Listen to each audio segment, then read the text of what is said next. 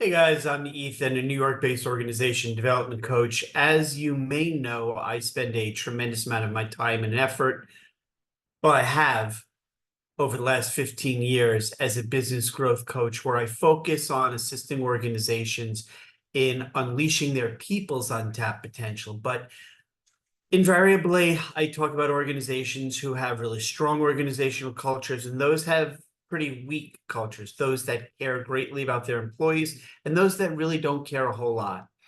I've never until now addressed the 800-pound gorilla in the room, and that is the incredible greed that exists in many organizations amongst their leadership ranks in terms of being compensated at a level which is grossly unfair relative to the compensation of their people.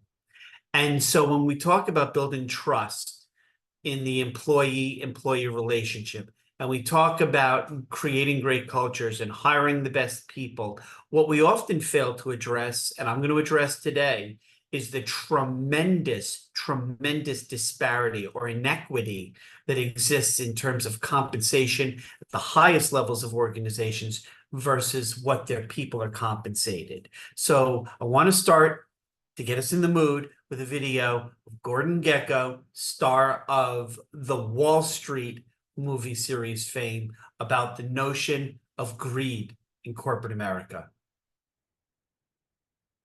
Point is, ladies and gentlemen, that greed, for lack of a better word, is good.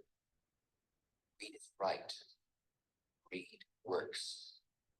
Greed clarifies, cuts through, and captures essence, evolutionary spirit, greed, all of its forms. Greed for life, for money, for love, knowledge, has marked upward surge of mankind, and greed, mark my words, will not only save Teldar paper, but that other malfunctioning corporation called the USA. Thank you very much. So, and we begin.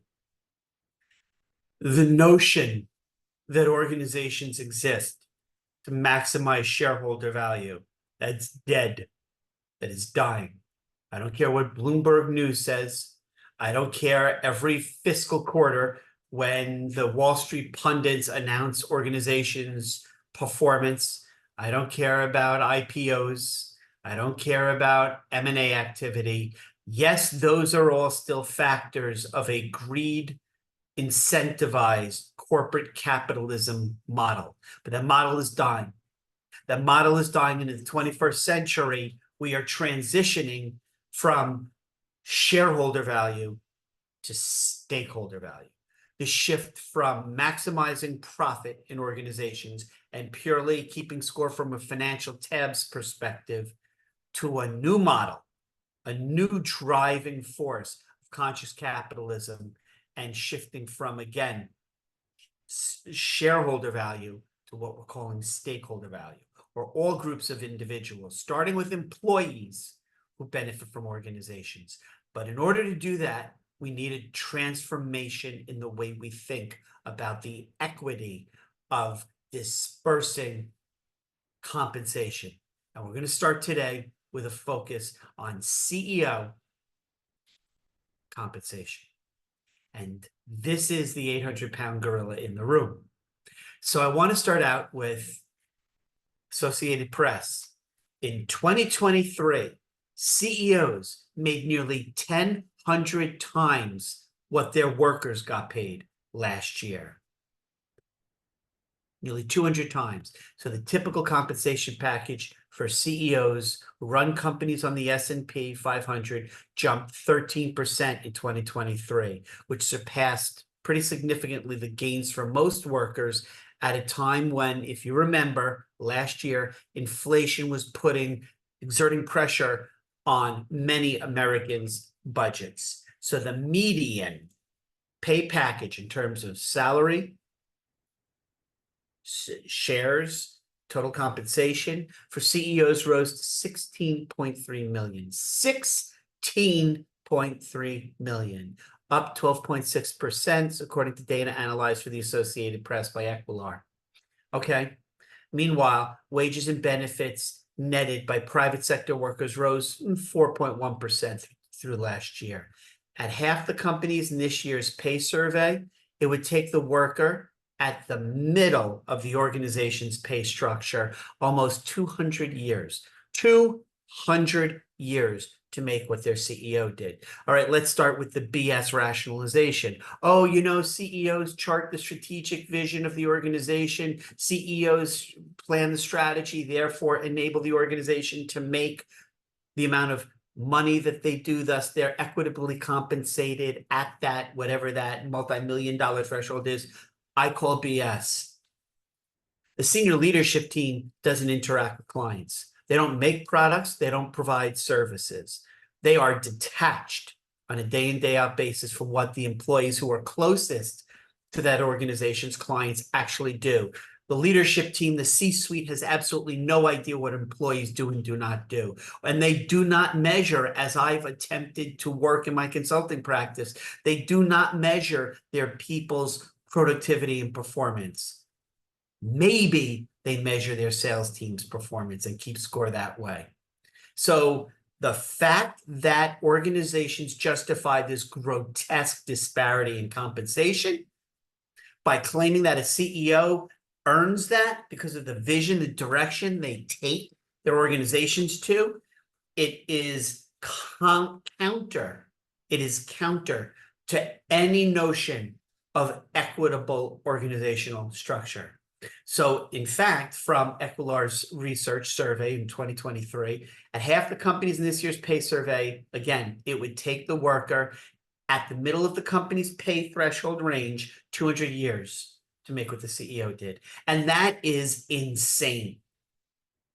CEOs get rewarded as the economy showed remarkable resilience post-COVID, underpinning strong profits and boosting stock prices. After navigating through the pandemic, companies faced challenges from persistent inflation to higher interest rates. About 24 CEOs in the AP's annual survey received a pay bump of 50% or more. In this post-pandemic market, the desire is for board of directors to reward and retain CEOs when they feel like they have a good leader in place, said Kelly Malafis, founding partner of Compensation Advisory Partners in New York. That all combined kind of leads to increased compensation. Nobody's saying that CEOs in the aggregate are not justified in a pay increase. What we're talking about is the absolute insane, comparatively speaking, pay structure between what CEOs make and what their people make. And that's just ridiculous. Sarah Anderson, who directs the Global Economy Project at the Progressive Institute for Policy Studies, believes the gap in earnings between top executives, you know, the C-suite, and workers plays into the overall dissatisfaction among Americans about the economy.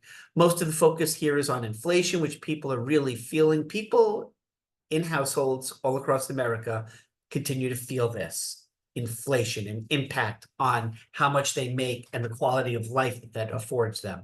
But people are feeling the pain of inflation more because they're not seeing their wages go up nearly enough, she said, comparatively speaking to the senior leadership brain trust in organizations who their greatest skill is navigating up the pyramid command control structure of an outdated model of organization structural integrity. They made it to the top. They make the most. And when they bail, they get their golden parachutes. Okay, so many companies have heeded calls from shareholders to tie CEO compensation more closely to performance. As a result, a large proportion of pay packages consist of stock awards, which the CEO often can't cash in for years, if at all, unless the company meets certain targets. Typically a higher stock price or market value or improved operating profits. The median stock award rose almost 11% last year compared to a 2.7% increase in bonuses. Okay, so that's where we put the money if we want to make it a little bit more equitable in terms of compensation for CEOs who perform well or lead their organizations to perform well. Okay, so right then and there, It's one of the things I talk about frequently when I go into organizations and I talk about compensation for their people. I'll start out by saying, how do you measure the employee return on your investment? For every single individual, how do you determine compensation? And that in and of itself is fundamentally a way we need to rethink the equitable nature of compensation. So many employees work in non-revenue generating roles, right? So back office support, operations, marketing, finance, HR. So they can't directly they can't attribute their performance with monetary increase through increased revenue or their impact at the bottom line. So we need to think about this. We really need to think about this. So looking at CNN, CEOs are raking in fat pay packages as the US stock market booms. Bosses have always made more money than workers. It's not disputed, nor am I disputing the efficacy in doing that. Bosses have always made more money than workers, but the gap between the CEOs and employees is growing. It has been for quite some time. And this is the fundamental issue that I'm taking when it comes to talking about organizations struggling to find, recruit, and retain top employees. So one part is culture in terms of building a great place to work. And the other is compensating people at a level that enables them to have Maslow's hierarchy of needs, where they move up the ladders of needs in terms of security, financial, economic, they can provide for their families. Okay. The median CEO in the S&P 500 was paid 196 times as much as the median employee in 2023. Again, referencing this Equilar research conducted on behalf of the Associated Press that I just alluded to. So there's some stuff that's going on here. And the distinction, that nearly 200 times differential, is up from 185 times in 2022. So again, we see the gap growing year over year over year. The jump in 2023 of being 196 times, the distinction between CEO compensation and the median pay of an average employee, the jump in 2023 alone is significant. Median total compensation for S&P 500 CEOs, including the stock awards, is 16.3 million. So again, there's the number that I mentioned. A huge year-over-year increase of 12.6 compared to just less than 1% in 2022 as we move farther away from COVID. Workers make more money, okay, when the economy grows and organizations in total are prospering, but employees make more money at a much slower clip. The annual pay hike amounted to just $4,300 per employee in 2023. For CEOs, it was an extra 1.5 million. This is insane. This has been insane. And I don't know how to say it any differently. Until organizations start realizing that they need to flatten out the distinction of the distribution of wealth inside an organization to make it more equitable to people, lower down the pyramid command control, those people who are actually doing the work, serving clients, developing new products, delivering services, infusing the organization with more operational efficiency. Until we get to a point where we start thinking about that, this whole model is going to create significant resentment, and people are going to decide, especially top talent, they're opting out of this, especially as matures and boomers leave the workplace in the tens of thousands every day, and more Gen Zs and millennials with a different set of values come into their careers. It needs to change. This can't be sustained. So I want to talk a little bit more about the gap. The gap between the CEO pay and worker pay continues to grow wider, as I said. So going to Business Insider, I just want to kind of reference a few things. CEOs, the S&P 500 make, again, the number, whether it's 196 or almost 200 times the average worker did last year. CEO compensation has been going downward before a 12.6% increase in 2023. Consider that several years worth of collective adverse impact of COVID in terms of the economy writ large. Broadcom CEO Hock Tan was the highest paid CEO in 2023 at 161 million. Do you think, excuse me, do you think any human being is deserving of this kind of compensation? It's just, it's an affront to the moral decency of corporate America. and it has been. Median salary for CEOs in the S&P 500, top 500 companies on the US stock exchange was 196 times the average worker. Okay, not going to talk anymore about Hawk 10. That just, that makes me absolutely batshit crazy. Fair Isaac Corporation CEO William Lansing, the second highest earner, made 66 million last year. Apple's Tim Cook came in third, making only 63.2 million. Netflix's Ted Sarandos came in fifth with a paltry $50 million. The average American worker at the S&P 500 companies, those top 500 publicly traded companies, is about $80,000 a year. And at least that's a 5.2% increase over prior year 2022. So workers are getting a little bit more, but the disparity, again, I know what you're going to say, and it's such abject BS. Well, you know, people higher up are more strategic. They don't focus on the tactical aspects of getting work done. They see the vision, they modify their long-term strategy, they chart the course of successfully navigating the economy. Of course, CEOs and senior executives should be paid more. I'm not saying they should be paid more. I'm saying it's the difference in compensation. It's the proportionality of it is so freaking skewed. And in many decent organizations, they're starting to realize what that toxic pay inequity does in terms of culture, and they're starting to rectify that. They're starting to shrink the gaps. They're removing a lot of layers of unnecessary bureaucracy. They're going from those 20th century command control organizations. They're removing a lot of layers of unnecessary administrative kind of managing to create flatter, more matrix organizations and level out the pay playing field. So CEO pay, again, as I said previously, has skyrocketed over the last 40 years. Business Insider has been reporting it, for example, for a while. An average CEO, here we go. This is something I really want to kind of point out. An average CEO in 1978 made about 31 times what their average worker made. In 2020, the average CEO made 346 times what their average worker made. In 2020, the average CEO made 346 times what their average worker made. How did this happen? How has it been allowed to continue? And why is it becoming more and more pronounced at more corporations in America? This is staggering gap had been narrowing in the past few years, in and around and after COVID. In 2022, the CEO pay, average pay in the S&P 500 decreased by 9% according to the AFL-CIO. But in 2023, bam, it's back. And this is the kind of stuff, again, this is the kind of stuff that has got to be reconciled as we look to the future of organizations in the 21st century.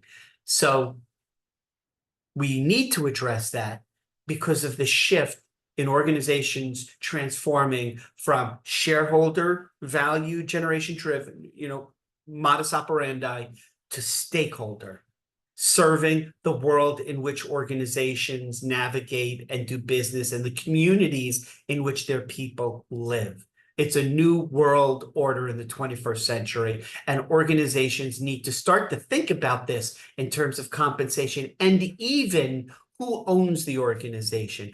I have, for 15 years as a coach and consultant, advised organizations who want to succeed in the long term to make their employees truly empowered by shifting ownership to a portion, if not in total, employee stock ownership plans, where the employees have a vested interest because they have ownership in the organization. So the Christian Science Monitor, the typical chief executive compensation package for the S&P jumped, as I've said a few times now, 13% last year in fiscal year 2023. And again, it would take the average worker about 200 years to make what a CEO in those S&P 500 companies is making. 200 years, okay? And this is just, I don't know how to get to this, but it needs to be addressed. This 800-pound gorilla in the room, the median pay package for CEOs rose last year to 16.3 million, which is up 12.6%. Okay, again, to the Equilar research conducted on behalf of Associated Press. And then meanwhile, wages for employees as a whole rose 4.1% through 2023. So CEOs get rewarded as the economy shows resilience. underpinning strong profits and boosting stock prices. After navigating the pandemic, companies face challenges. I mean, I said all this, but organizations navigating COVID, organizations growing, being successful, achieving competitive advantage is only driven by employees' performance. So if an organization is profiting on the blood, sweat, and tear equity of their people, then shouldn't there be a commensurate, more ethical way to compensate employees in such a way that you distribute the pie more evenly? And this is the kind of stuff that I think needs to be said. I mentioned inflation and how executives navigate inflation. Okay. Mentioned the fact that some organizations are starting to shift their compensation to CEOs being paid based on performance. I mentioned a few of the top earners in Broadcom, William Lansing at Fair Isaac Corporation, Apple. Although securities filings show Elon Musk received no compensation as CEO of Tesla, his pay is currently front and center at the electric car company. Mr. Musk is asking shareholders to restore a pay package that was struck down by a judge in Delaware. Okay. Companies are required to assign a value to stock awards at the time they're granted. The award given to Mr. Musk in 2018 was valued at $2.3 billion. At Tesla.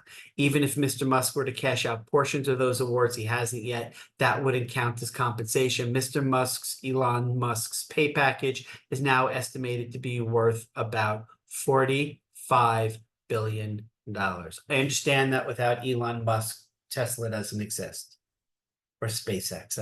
I get that. I understand that certain founders who've developed their business from conception to implementation to growth, I understand that they're the heart and soul of the organization. But again, it's the disparity, the gross disparity in compensation from the top down. And that needs to be addressed and changed. I get it.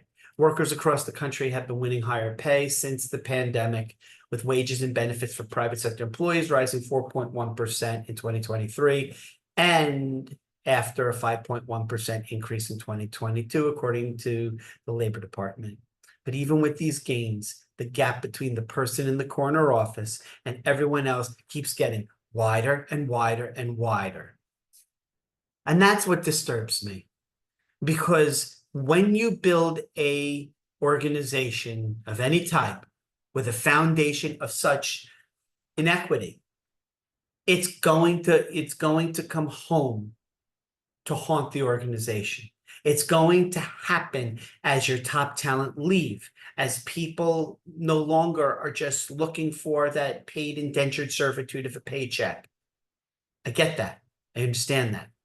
So let's draw attention to the most egregious recipients of this kind of inequitable compensation range.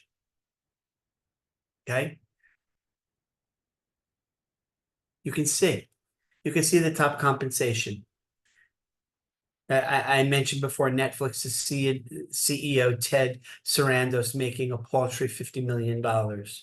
Or Warner Brothers, David Zaslav making $49 million and change. Adobe, Shantanu Narayan making close to $45 million.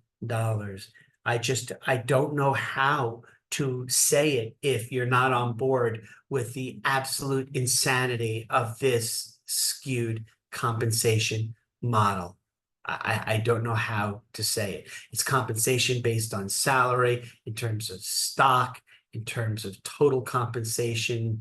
It's just I can't talk it through. And so now let's go to the Bay Area, south of San Francisco and California, are all these amazing tech startups. So companies like Meta and Netflix and other Bay Area tech giants recently participated, and this is earlier this year, 2024, in a once-a-year tradition of disclosing how much they're paying their chief executive officers. The numbers are, as usual, way detached from most people's lives.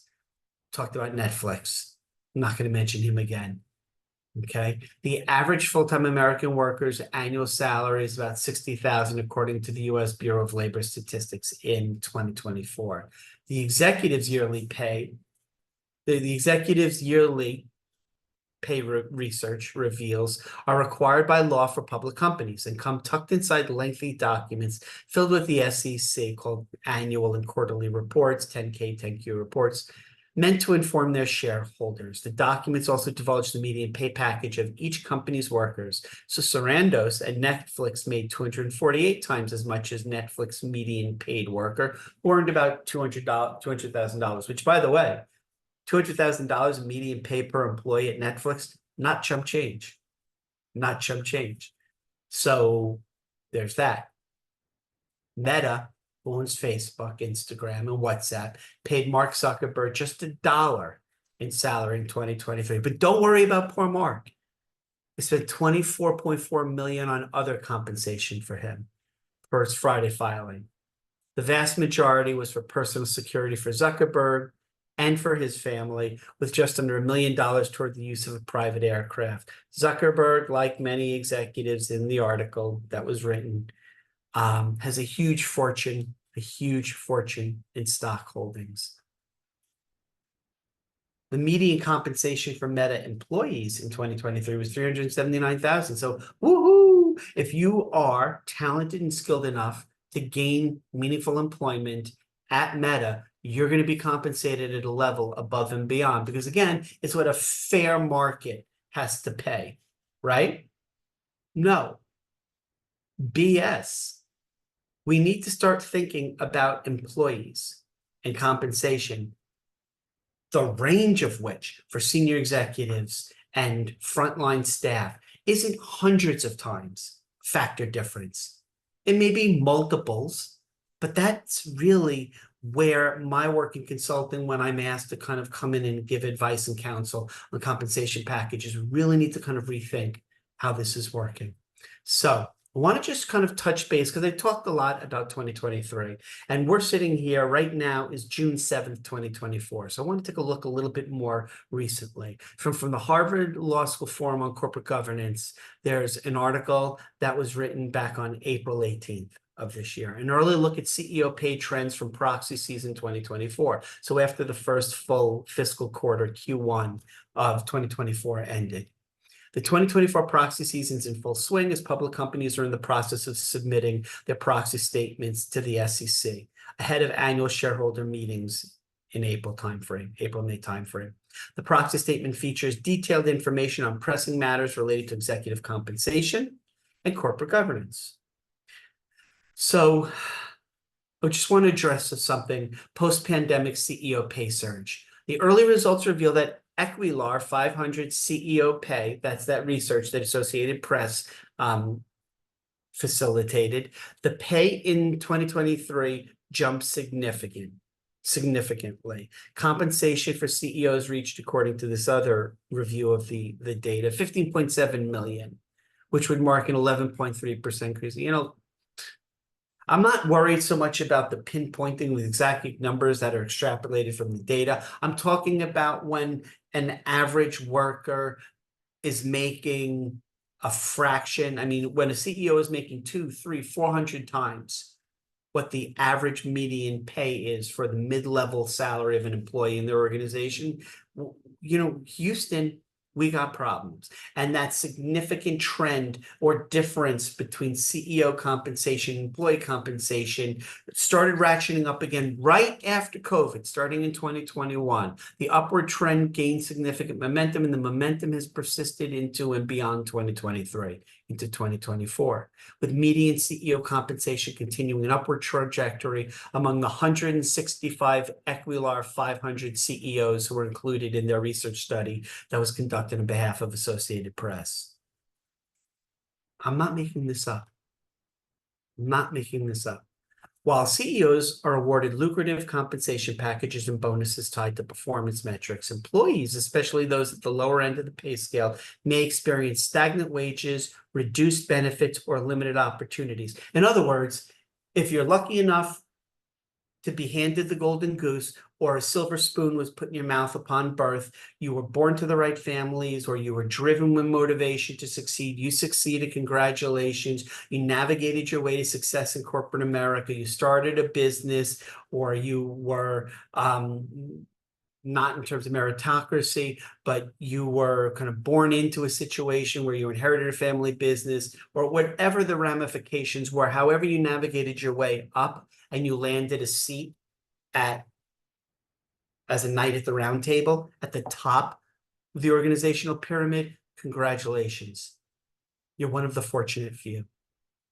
Or even if you're an employee who's compensated pretty well at an organization like a Meta or a Netflix, you've navigated your way to the top. This video is about the entire totality of your organization, most specifically people at the lower level. If you think about the command control of the pyramid, those people who are entry level, client facing, administrative, who may be struggling and have been struggling financially, have to take second jobs. They're not, the cost of living adjustments year in, year out. Their pay increases are stagnant. They're struggling to get by. And they can't afford, if they or their family members get sick, the exorbitant rates that are being charged as they're being raped and pillaged by pharmaceutical companies and other organizations who take advantage of people. All of this is coming into the spotlight. If you're not aware, if for some reason you're not aware that this is transpiring, I have a newsflash for you. It is. Again, as mature people born before, 1945, boomers born between 45 and 64, as they're leaving the workforce in the thousands every day, as Gen Zs and millennials are taking over a larger percent stake or a larger percent role in the aggregate workforce of the 21st century, their expectations, their values, their beliefs, the relationship they have with their employers, it's all fundamentally different. And organizations need to start addressing this significant, heinously offensive, inequitable, unethical gap between senior executive pay and pay for the rest of the people, especially those farthest down the command control pyramid. So I hope you found this video to be enlightening. I hope it sparked some thought. And if you like the work that I'm doing here at Chasing the Dream, please smash the subscribe button, really support the work that I'm doing. I have another playlist where I look at organizations who are treating their employees the right way, those that aren't, that are in the news recently. Check out my 2 seasons of Chasing the Dream, a culture workforce podcast. Season 1 is already done. Season 2 is midstream. And let me know what you think.